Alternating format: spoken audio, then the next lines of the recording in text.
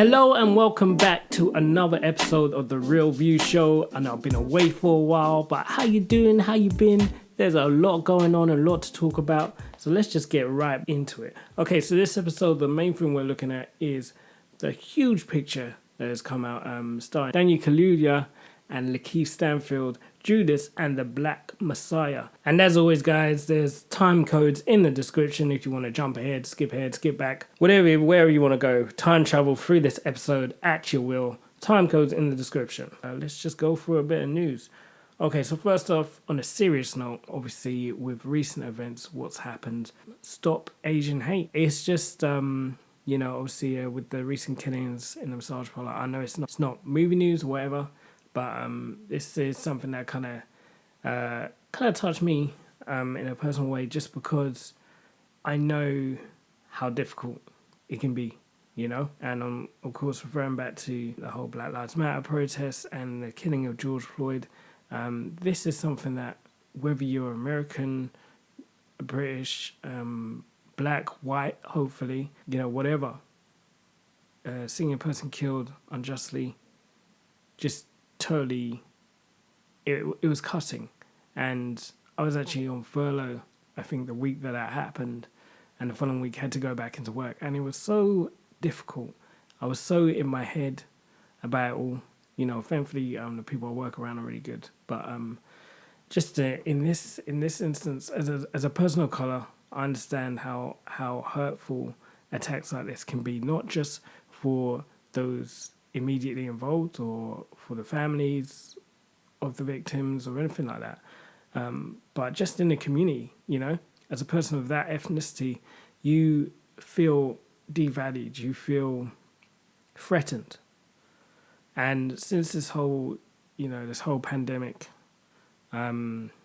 Asians have been targeted through various hate crimes, and even before that, I would say, but especially now, it's definitely intensified. And, ashamedly, even myself, I have to say, I would look at people differently, because of this whole Wuhan narrative, where it all started and all that kind of thing. But we're all just people, we're all just people, and it's not right, it's not cool.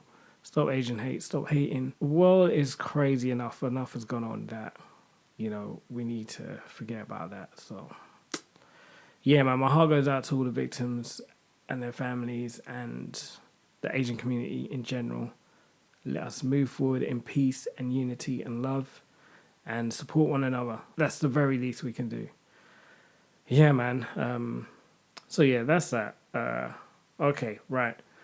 Back to the movies and the films and the TV series and all that kind of stuff. Okay, so... big stuff, obviously, that's happened recently. The Falcon and the Winter Soldier series is now streaming on Disney+. Episode 1 is out. I just watched it not long ago this morning. Loved it. Really cool vibes. Really got a kind of spy turn to it. Obviously, no spoilers. Just putting it out there. It looks really cool. And if you're a fan of the MCU, get involved. If you're a comic book fan, get involved. If you like action and adventure, sort of thriller type stuff loosely, get involved. The one thing I will say is it's not a spoiler because I'll be as vague about it as possible.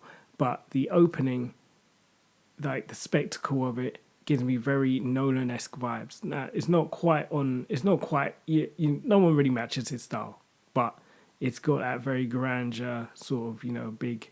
So it's a good opening on that series. So yeah, check it out. Also, of course, the Snyder Cut has finally dropped. Zack Snyder's Justice League, the almost 4-hour epic, like probably the longest comic book movie you'll ever see in your life. Really could have done it with it being a 2-parter, but it's still really good. If you've been on my socials at Miles Reviews, I'm Miles, by the way. You know who it is. If you've been on my socials, you know that I've been talking about it a little bit. I'm still finishing my review because it's a long one, let's be honest. And amazingly, before I go any further, my wife got involved, so we basically this week has just been long. And we both kind of passed out on the sofa. Yeah, I can't even remember, but it was early. And then we woke up about 1 a.m. and we started watching it.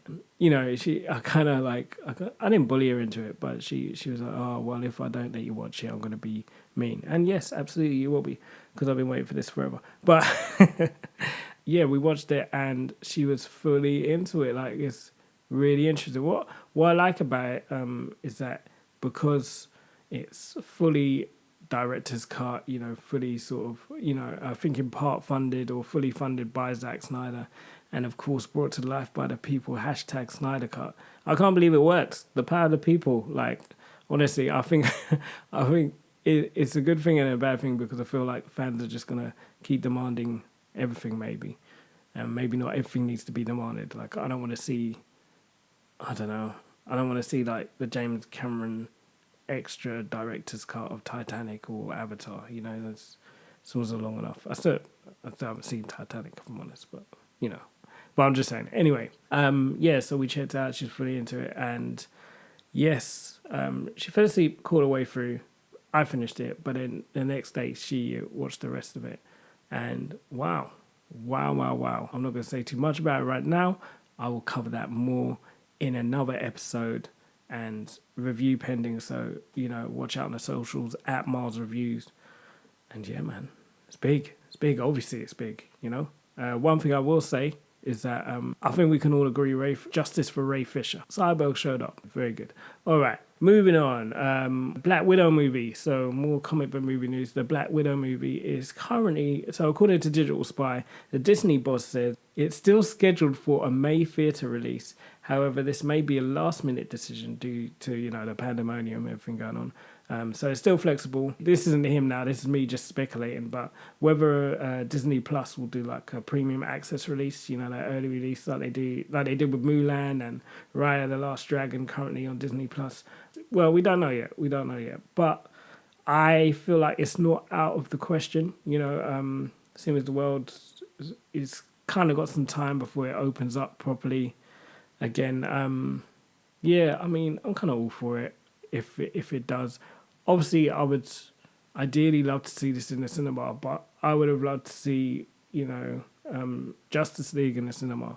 But the fact is, you know, life is still happening, people still moving. If you can't get there at the moment, how long are you willing to wait, I guess? And yeah, you know, this is a movie I haven't been like overly looking forward to. Like, I'm not like chomping at the bit to get to it, but obviously I love the MCU, I love Marvel movies, I love comic book movies, action movies. So this is something I want to see, and if it means it has to go to streaming first, fine. You know, obviously I prefer to see it on the big screen.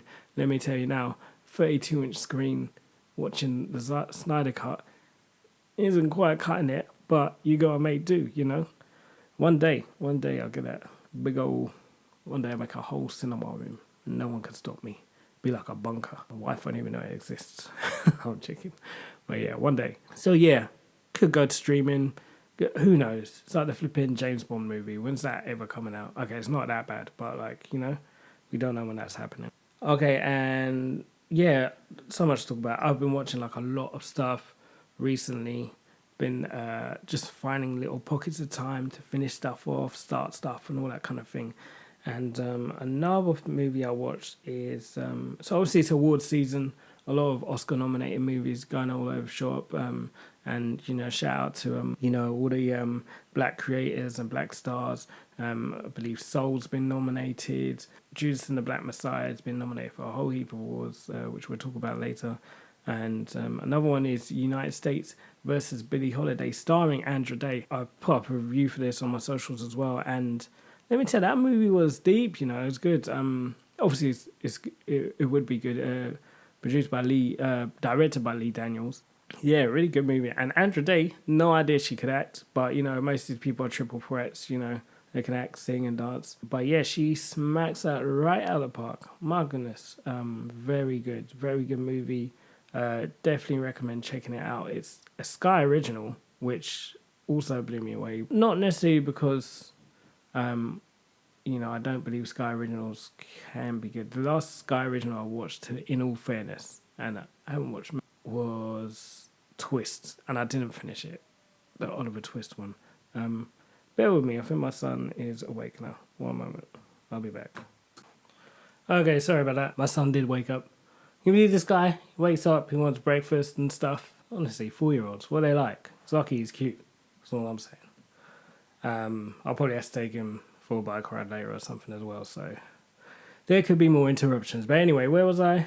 We were talking about Billie Holiday. So, yeah, the United States versus Billie Holiday movie, really good. Like I was saying, it's a Sky original, which surprised me. Not that I watched many Sky originals, but I tried to watch the Oliver Twist one, like I said the other day. It's like a modern retelling of Oliver Twist, starring Michael Caine. It's got Rita Ora in it and some other people. Didn't even finish it. I think I made it like quarter way through. I was watching it with my wife. We weren't feeling it. I mean, it's probably fine. I don't know.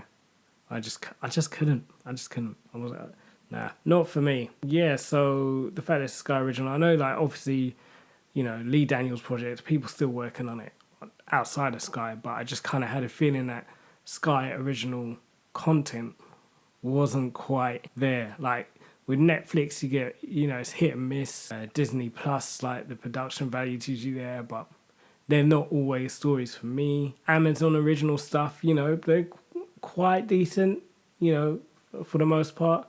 But in my experience, Sky original stuff was just been like, But the United States versus Billie Holiday, really great movie. Really, really good movie. Another biopic. So, yeah, it was cool. In other news, UK cinemas currently scheduled to reopen 17th of May, according to Bojo.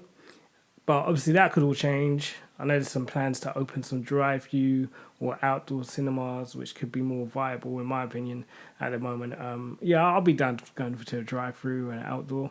I don't think I've ever been to one, actually, so that could be quite cool. Yeah, I don't know. We live in hope, innit? We live in hope. I do miss cinema, man. Like, you can just watch a movie, there's no distraction, if you're in the right crowd, and there's no distraction, and yeah, man. And big screen. You don't realise how much a 32-inch just ain't cutting it sometimes. But it's all good. It depends on the kind of movie, Obviously, if there's large spectacle scenes, you do want to see them on the big screen. Or even, like, sound-wise, Yeah, it's fine. It's fine. We're healthy, we're well. Obviously, everything sucks, but we're healthy, we're well, we're alive.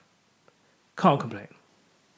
So speaking of things opening up, obviously, the world is slowly getting back to normal. And with that in mind, you got your weddings, you got your parties, you got your events. You know what you need for some of those? A bit of live music. You like a bit of live music. Everyone does a bit of live music. Gets you moving, gets you dancing. Good vibes all around. Well, we at Blackbird Entertainment provide you with singers, musicians, hosts, and bands, not to mention DJs, to suit a variety of events, from weddings and birthday parties to even restaurants and bars and pubs. We can tailor our talent to fit your venue and budget. Like I said, we have solo singers, we got musicians, we've got full-on bands, we've got DJs, we even provide hosts if needed. So if you need any kind of live entertainment, live music, do get in contact with Blackbird Entertainment. The website is black-bird-entertainment.com. That's black-bird-entertainment.com. And you can contact us at black_bird_entertainment@hotmail.com for any queries, quotes, or just to see what we can do for you guys. So yeah, do check us out. We're on socials as well. Just search Blackbird Entertainment. We are This Is BBE on Facebook and black_bird_entertainment on Instagram. Blackbird Entertainment, live music for you. Okay, continuing news. Moving on to music news. I've been listening to quite a few different things these days. I was like banging out some Haim at one point. Paramore, I really miss Paramore, man. But also like Hayley Williams, she's got that Petals for Armour EP or project out. There's a 2-disc version as well. So that's really cool. Check it out if you're into your Paramore, into your sort of indie, sort of soft rock as well. It's a very cool project. Obviously came out ages ago, but like I say, I was missing Paramore, so I just jumped back on it. I'm not sure how old this song is. I think it came out this year or the year before. There's this amazing gospel song by Elevation Worship featuring Torrin Wells. There's also a version featuring Israel Houghton called Never Lost. Oh my gosh, I love that song. It's the lyrics are, you can do all things, you can do all things but fail, and you never lost the battle, never lost the battle. I know, you never will. Big tune, man. Never lost. I hope I don't get copyright for that. But yeah, I love that song, man. I've been banging that out. That is like my anthem right now. So if you haven't checked out already, Never Lost by Elevation Worship. Not sure if it's on, I think it's on a new album of theirs. Check out the album as well. I haven't myself, but I will get around to it. But yeah, really good song. And as usual, amazing lyrics from Elevation Worship there. Yeah, Never Lost. Love it. Okay, in other music news, Justin Bieber's new album dropped this week, Justice. Whether you're a Bieber fan or believer, is that what they call him? Whether you're a believer or not, you know, let's be honest. Like, no trying to be cool here. Justin Bieber, he just dropped some bangers, okay? Especially the last few albums, big tunes. So I haven't checked it all out yet, but I will be. I've saved it on my list. Trust me. Justin Bieber, Justice. I'm sure there's a few more features from Chance the Rapper and some others as well. Gets a new album dropped a week ago or so. Conflict of Interest. Some bangers on there. I've got to be honest, when it comes to grime, I've got to kind of be in the mood. You can just feel a bit dark, you know? But yeah, Gets obviously a big artist, man. Doing the thing from time. Gets Conflict of Interest. Check that out. Obviously, standout track for me at the moment is the one that just mad catchy, you know. Mercy, do do do do do. No mercy, do do do do do. It's just so catchy, that little thing. That little hook just gets around your head. So I'm trying to keep the pace going because I'm aware the last episode was so long and we still haven't even got into the main thing. Coming to America's come out, might do a review on that, but the soundtrack is banging, can't lie. Pocket Queen, aka Taylor Gordon. If you don't know about the Pocket Queen, look her up, man. Like one of the sickest female drummers I've ever seen. One of the sickest drummers I've ever seen. Full stop. She's released a song called We Came to Move With. It's just pure vibes. Oh my gosh, love that song. And the music video for that will be dropping on Friday the 26th of March. So keep your ears and eyes peeled for that. And also another soundtrack has been banging out recently is Judas and the Black Messiah. Really good soundtrack. The lead single from that is Fight For You by Her, which is just a brilliant song. Like, just vibes. Like, it's got that kind of like whole late 70s vibe on it as well, you know. Very like sort of in keeping with the movie. But just a great timeless song, man. And, you know, you got Jay-Z on there, Nipsey Hussle, Nas, Hit Boy. There's a lot of big bangers on there. A$AP Rocky's on there, I believe. And, yeah, it's a really good soundtrack. I prefer the first half to the second. But, yeah, I've only listened a few times, so who knows, could grow on me. But, yeah, good soundtrack. Check it out if you can. Okay, let's get into the main event here. Judas and the Black Messiah was released on HBO Max, so during Black History Month in the States, which is February for them. So obviously they've seen it long before us, but it's also gone on national release since last week, which would have been the kind of second week of March, I believe it was. Yeah, national release, or worldwide release, should I say. So you can stream it at home, rent it, and yeah, you can finally see this movie wherever you are. And it is coming out in theatres as well, but obviously, like I said, theatres should be opening up in May, but, you know, nothing's set in stone, as we know in this crazy world at the moment. But, yeah, great movie. So let's just get right into it. So what's this all about then, Governor? It's a dramatic retelling of car thief turned FBI informant Bill O'Neill, played by Lakeith Stanfield, and the man he betrayed, Fred Hampton, the chairman of the Black Panther Party, played by Daniel Kaluuya, and the events leading up to his death. Directed by Shaka King, screenplay by Will Burson and Shaka King. Also produced in part by Ryan Coogler and Proximity. Remember that organisation, that company that was committed to showing diverse projects in media. Yeah. Okay, so my rating, a powerful look at history, giving power to the people. Tap it straight to my veins. This film made me smile, almost cry, and put me in such a rage, I thought I'd get cramp in my eyebrow muscles. Most of all, I wanted to pump my fist in the air. Okay, so rewatchability factor, right on and right on again. You dig? This is a really good movie, really deep as well. The only thing I would say is because of the subject, civil rights and assassination and corruption, collusion, all that kind of stuff, using black people to take down black people and all that kind of thing. It's like I say, it's very it can get you rageful, man. So I would take a breather from it, but I definitely want to see it again. I wouldn't mind seeing it in the cinema as well, actually, because the soundtrack is just banging, like I say, and it's a really good movie. Okay, so let's get into spoilers. Right, so my favorite character has to be it's two here really, Fred and Deborah.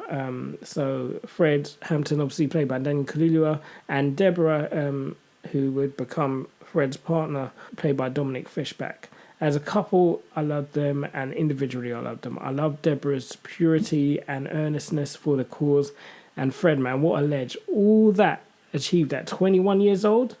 Maybe I need to pull up my socks, boy. It definitely makes you feel like you need to be doing more, just in general, let alone, civilly. I love Judy Harmon as well. She played by Dominique Fawn. She was not to be messed with, boy. Like those, you see like the Black Panther as this militant thing. Like she was the militant one, you know what I mean? She was very strong, very loyal, very defensive, and Dominique Fawn did a great job portraying her. And obviously, I was afraid of her as well, so that was cool. My favourite scene was the scene between Deborah and Fred when they were discussing his ever-willingness to sacrifice even with a baby on the way. The poem she dropped was deep as well, man. Yeah, I think as you get older and you have more responsibilities or you have more to lose.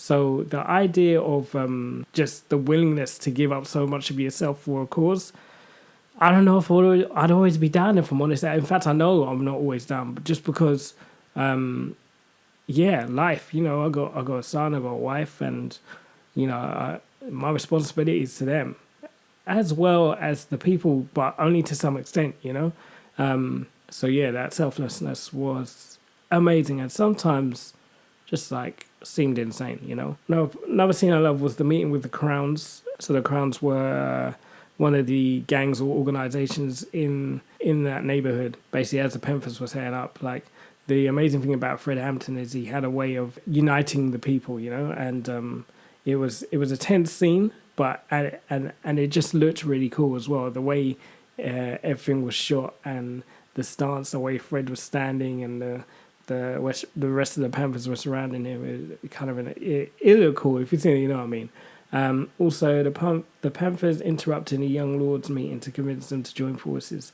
Now, this is touching on, going back to what I was saying about Fred just having a way of uniting the people. So the lords were basically a disenfranchised sort of Christian, young, poor group. You would probably refer to them as rednecks today, or maybe even some of the people in the MAGA sort of camp, and he basically he united them.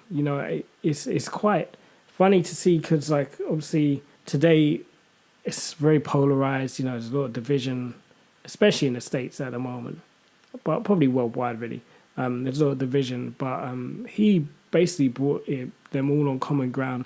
Like we all need more funds in our communities. We all need medical care. We all need food. That kind of thing. We all need a better education. And on those common grounds, he kind of just united them to make this rainbow coalition. And that's big, man. Yeah, and then following on from that, another big scene was Fred's speech on the streets with the new rainbow coalition. So that was, cool, man. Okay, quotable moments when Bill's taken into custody and, they're asking him why impersonate an officer. And he's like, a badge is scarier than a gun. Way. Like, that's deep, man. And the fact that line is so relevant today. You're obviously talking a lot in the States, but in some parts of the UK as well, it's not easy being a person of colour where the police are concerned. So that's big. And Fred, anywhere there's people, there's power. No one from Fred. I am a revolutionary. Yeah, like that line, man. Also, another one for Fred. I'm going to die doing what I was born for. That's big. See, that commitment level there. Boy. Fred, you can murder a freedom fighter, but you can't murder freedom. In fact, that whole speech in I think it was a church they had it in, huge. And also looking out into the audience, it wasn't just black people there, you know, it was white people, it was all kinds of people. So that's amazing. Let's get into notable moments, some notes. The feds were so dumb trying to get a white man to speak jive. So there's a point, right, where Agent Rory Mitchell talking with his superior, because they're basically trying to plant this letter to sort of frame Fred and incite kind of a conflict between him and the Crowns. And rather than you dig, the agent says you dig in the letter, and then Roy Mitchell kind of calls out, I was like, are you sure that's how it's said? Why don't we just get Bill to write the note instead for authenticity? He was like, no, I know to speak jive, I know to speak like these guys. And it's just like, yeah, you have no idea. Hoover's FBI have a lot to answer for. So the thing I noticed about these recent movies is the FBI's role in a lot of these things. So Billie Holiday, even obviously Fred Hampton, Martin Luther King, Malcolm X. These guys just hounded these people for trying to get civil rights. And well, I'll get into it a bit more later, but it's mad. I don't know how Bill or Agent Mitchell managed to sleep at night, man. Like, they did some real dirt. I love the fact that Fred managed to unite so many people and form a rainbow coalition. It's incredibly powerful. Hopefully we can see more unity like that in the near future. Yeah, man, we really need just leadership, some more strong figureheads to just unite the people. Like, I know we all have our differences, and you got the left and you got the right, you got the alt-left, the alt-right, blah, blah, blah, blah, blah. Yo, we're all just people. Let's live. Let's try and move forward together, man. This film makes me want to punch all the police in this. Like, literally. There's not a single police. Even though there's even a scene where the character Jake, can't remember who he's played by, he point blank shoots an officer in the face. And I didn't even feel that sorry for him, which is mad when I think about it. But it's, yeah, there's just so much like bullying tactics and corruption that I'm really not down for the police in this. These white people, and I mean white, you know, these particular people and people with that mindset are so damn insecure and scared of losing their privilege. It's sickening that they even think they should even have it in the first place. Now, this goes back to my point about, you know, Hoover and his administration of the FBI. It's like, what are you really defending, right? Because these people, what was Fred and the Black Panthers fighting for? They were fighting for available and free healthcare. They were fighting for civil rights. They were fighting for better jobs, better education. What is threatening about that? These people kind of like looked at black people armed in the same way as many white people were, right to arms and all that, empowering themselves as many white people did, and basically did not like it. That's the real truth of it. They found an empowered black person incredibly threatening because that threatened their way of life, that threatened their privilege. In my mind, that's basically it. All right, I already knew the history on this one, and I knew how the story ended. But the thing is, when you watch these things, you get so invested because outside of documentaries and stuff, which is all very good, very useful educational tools and books and research and all that kind of thing, you don't really get a personal feel of the character, of the person that's being talked about. But in this movie, you get drawn in so close. And the thing is, you don't even get to spend so much time with Fred Hampton in the sense that you completely know everything about him, completely know him personally. But you know enough that you have a connect, you know, and from what he's trying to do. But oh my days, just so infuriating. This is what made it a hard watch, is the fact that this went down the way it did. And, it hurts, man. Can't lie, it hurts. I didn't know that Bill O'Neill ended up killing himself. But honestly, I don't know how anyone could have lived with that insurmountable level of guilt and not have it take a toll on them in some way or another. Is literally a Judas. Bill also represents a conflict of like marginalized people who are kind of stuck. It's that, you know, kind of self-preservation versus progression of the people or cause. Ultimately, if you as an individual are free at the cost of others, you can never truly be free. And I think that's where he fell into the trap, you know? They were looking to bang him up for like 5 years. And man was a car thief. I'm sure he probably had some stuff in his record before or whatever. 5 years isn't, like, don't get me wrong, prison isn't great. Not saying that just take whatever, because I've never been to prison. I don't know.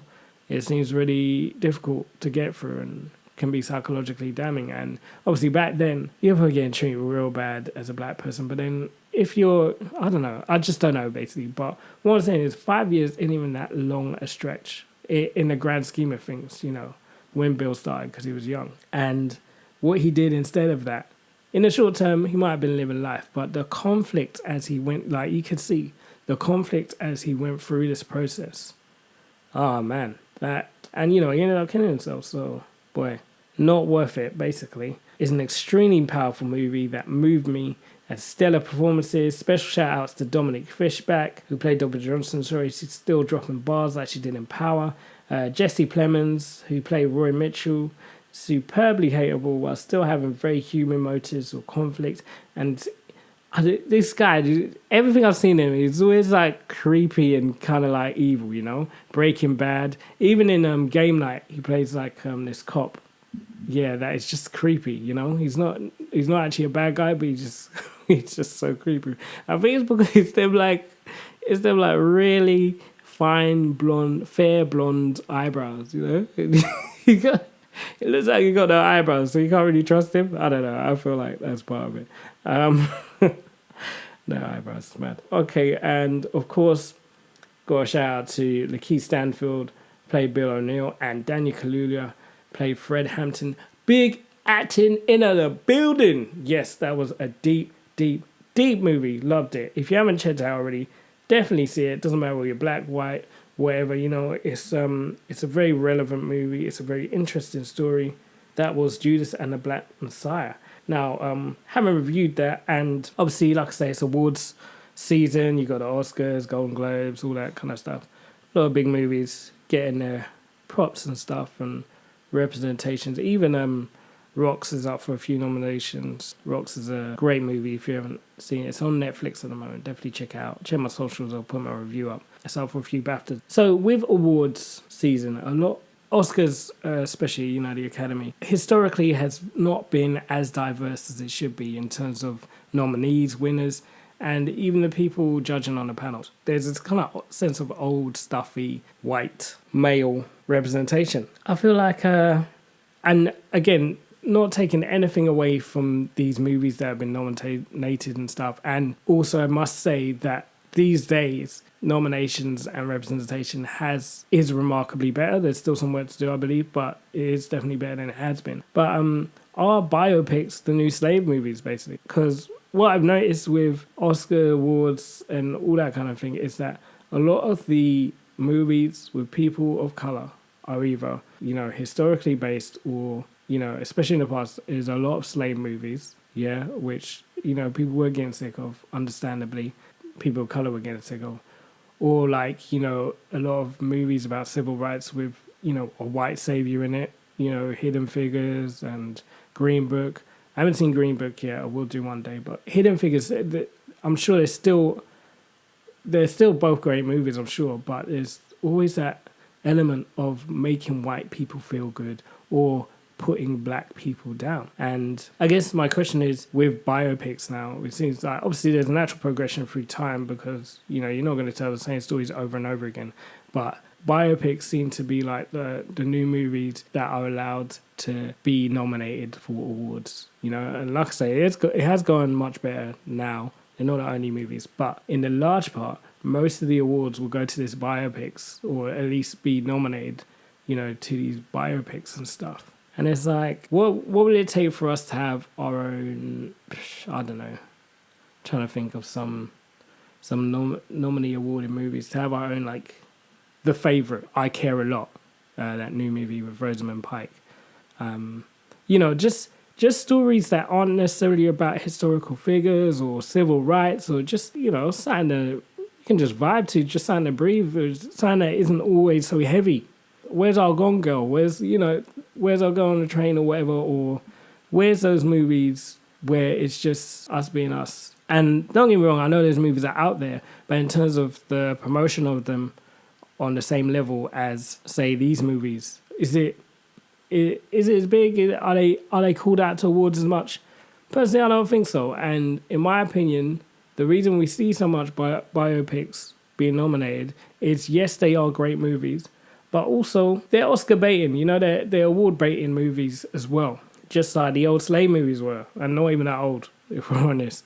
So yeah, I was just thinking about that. And also, how do we feel about dramatizations? Because I was listening to a podcast, shout out to Kev on stage and that chick Angel and Josh, called Here's the Thing, and they were talking about Judas and the Black Messiah. And one of the points they raised is that as great as these movies are, there is this sense of like, how much are we learning from media rather than, you know, the actual facts? Because obviously with dramatizations, there's a bit of guesswork and a bit of, you know, filling in the blanks, and obviously making it an interesting enough story for people to want to go and see. That how much fact is there versus fiction? You know, obviously we you know, myself, I try and do a bit of research afterwards, you know, watch a few documentary type videos to see what the movie got right, what the movie got wrong, what the movie may have exaggerated a bit or whatever. But, you know, how often is that being done? Like, perfect example, The Crown, right? I never went out of my way to watch that series, but my wife got really into it, and I ended up watching it. Really interesting about the royals, especially with everything going on with Harry and Meghan at the moment. But how much of The Crown is true? I know it's based on you know, true life, and I'm sure a lot of these events did happen. But how much of it went down the way that The Crown said? We got to remember that these programs and films, although they are based on a true story, ultimately it is made for entertainment, and therefore some stuff isn't going to line up with history or, you know, what actually happened. So it's great in a way because there's a lot of stories and a lot of things that people probably wouldn't have a clue about or even look into without movies like Judas and the Black Messiah, United States versus Billie Holiday, J. Edgar Hoover, The Big Short even, that people would not even look into for a second, just no interest. But basically their point was, as great as all these movies and things are, how much greater would it be if that energy and those funds were reinvested into education reform so that we learn about this stuff in schools? You know, there's so much, even Black British history, I didn't realise or know about, even just through watching the Small Axe anthology by Steve McQueen. Yeah, that I didn't even realise happened in the UK. I wasn't alive for a lot of it, or I was very young for a lot of it, and I didn't know these things happened. And they're quite big moments in history, you know, in terms of culturally or whatever, or just the kind of, you know, social landscape of the country you're living in. And if you're not taught these things in school, you're only taught part of the history, and there's a lot more recent history that has done a lot in shaping this country, even you know, down to the extent of, you know, for example, the treatment of the immigrants, the Windrush generation, and, you know, some of the Africans that came over as well, just gives you a better context and better understanding of why your parents would drum into you so much as a young Black child that you got to work 10 times as hard, you got to be better, and you got to try harder because you're not, you know, all that kind of history helps you to see why your parents are the way they are, why the generation before you tells you the things they do, or even just maneuvers the way they do around this country. So it was a bit of a clickbait title, biopics are the new slave movies. I don't completely think they are, but I do ultimately believe that, for the most part, that there are certain types of movies that are guaranteed to get nominated, and that category of nominations becomes even smaller if that movie features people of colour. For me, that's my opinion. I do believe it's getting better, but yeah, I just want to see more diversity in movies, and also I want the education to be more diverse and even as well. You know, it's all well and good knowing about when I was young, like 1066 and Henry VIII, but what's that doing for me now? You know, what's that doing for me now? It's all interesting. I watched the Judas, but and I knew some of the facts as they were speaking about them. But how much greater would it be to watch things like the Billie Holiday movie and Judas and the Black Messiah, and having known those facts as you go along. But yeah, I don't know. That's what I think. What do you think? Do you think what I'm saying is kind of true? Or biopics and new slave movies? Does there need to be more diversity for award nominees and stuff? Does there need to be education reform? What are your thoughts? And also, did you like Judas and the Black Messiah? Have you seen it? What were your thoughts? I think it's a great movie. What are your standout performances? All that kind of stuff. As I end the show, just want to say thanks again for listening. Also, just wanted to let you know that because the world is kind of opening up again gradually, I'm also a singer-songwriter, if you didn't know, and I do gig on a regular for a lot of private functions. And basically, because of that, life is just going to get busier. I work full-time. I do this kind of as a hobby, and also gig around and sing and stuff like that. Yeah, it's kind of just a pre-warning. I don't know how things will pan out in terms of my productivity on this front. Hopefully I can still be dropping reviews and stuff. As far as podcasting goes, I don't know. But yeah, we'll keep it going, we'll keep it moving. We'll see how it goes. I'll try to keep it up. But I'm looking to possibly do a few different things, do some shorter videos and stuff as well in terms of content. Things will still be going, but the format might change. We'll see how it goes. Thank you so much for tuning into the Real View Show and taking your time out to listen and hear me ramble and stuff like that. Yeah, hope you enjoyed this episode. Episode 4, it took a while to get there, but we got there. And yes, I will be covering the Zack Snyder Justice League in one form or another quite soon. Yeah, check it out. Let me know what you think about it if you've seen it. And hope you're blessed, hope you're well, stay alive, stay safe, get vaccinated if you want to. If you don't, just be careful with people. Be kind, but get vaccinated anyway. Hope you're well. I'll see you next time. That was the Real View Show. God bless and all the rest. Remember to follow @Miles Reviews, that's Miles with a Y, on Instagram and Facebook for more reviews, movies, TV and music stuff.